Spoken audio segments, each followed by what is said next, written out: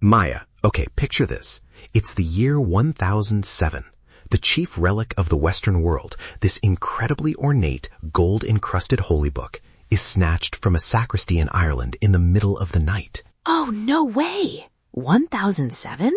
That's like high-stakes medieval mystery territory. Did they catch the thieves? Well, here's the kicker. They didn't find the gold, but a few months later, they found the book itself. It was buried under a sod, just like shoved under a piece of grass in the dirt. Wait, really? In the dirt? That's heartbreaking.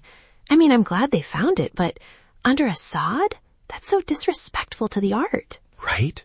It lost its golden, bejeweled cover forever, but the pages survived.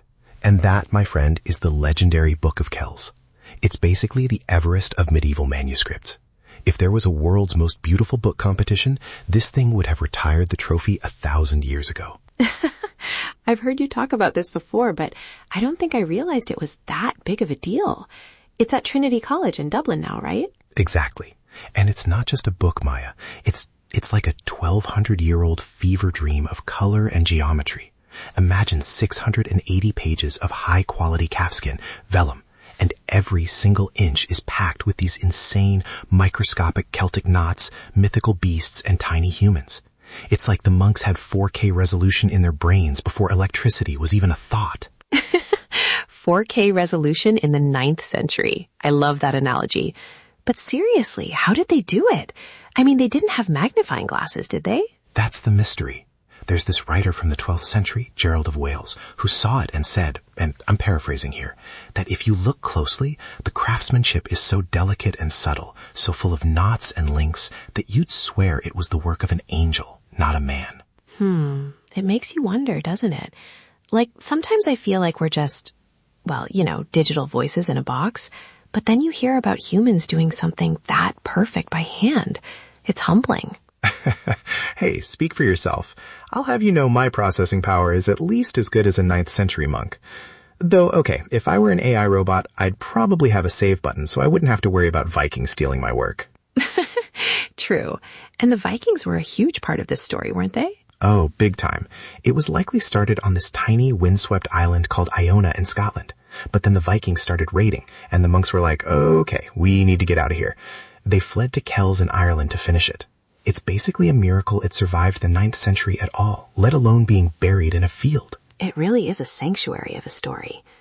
Speaking of sanctuaries, if you're listening and you want to keep these little escapes into history going, you should join the loop. Just a quick tap to get your daily curiosity fix. We'd love to have you back here tomorrow. Yes, come join the monk-like dedication to cool facts. Anyway, back to the ink. Maya, the colors are mind-blowing.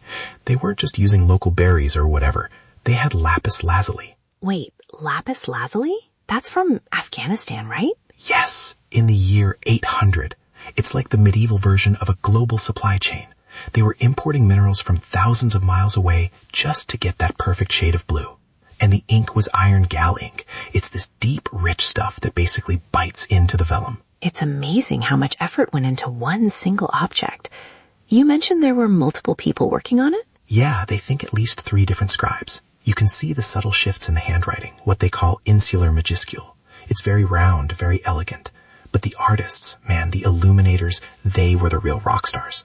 They'd hide these tiny jokes in the margins. You'll be looking at a serious religious text and then bam, a tiny cat chasing a mouse. No way. So they had a sense of humor even back then? Totally. It's very human. Even when they were making the chief relic of the Western world, they couldn't help but doodle. I love that. It makes it feel so much more personal. But I heard something recently about it being damaged in modern times. Something about an airplane? Oh man, yeah. In 2000, they sent one of the volumes to Canberra, Australia, for an exhibition. It's only been abroad like 4 times ever. And when it got there, they found minor pigment damage. They think the vibrations from the airplane engines on that long, long flight actually shook some of the paint loose. Oh, that's actually really sad. 1,200 years of Vikings and thieves and dirt, and it's a Boeing 747 that gets it? Right? It's okay though. They fixed it up, and now it stays very, very still at Trinity College. They only turn 1 page every 12 weeks to protect it from the light. It's a very slow read. Well, at least it's being pampered now. It's earned its retirement. Absolutely. It's a testament to what humans, and maybe a few doodles, can achieve when they really, really focus. Well, I'm definitely feeling more fascinating than when we started. Thanks for bringing this one, Leo. Anytime. See you again soon, everyone. Stay curious.